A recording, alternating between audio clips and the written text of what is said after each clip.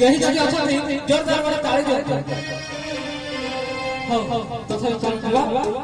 कौन है सुना बिनाते हो करत मराते हमारा तुम्हारा खबी जैसे सदा करे मजा चाचा मजा चाचा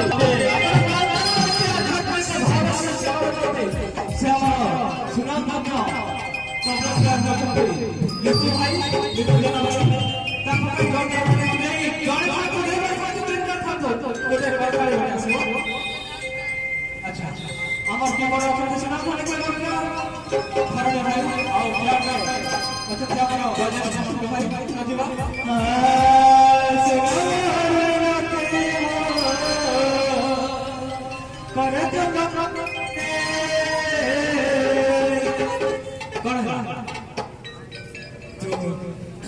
सुना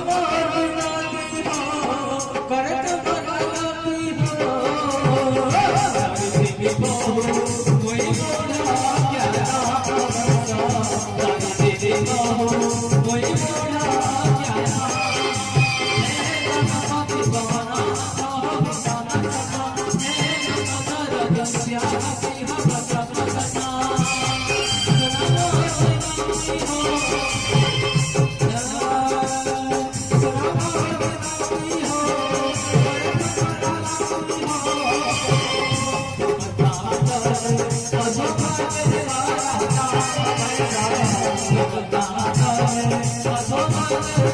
Thank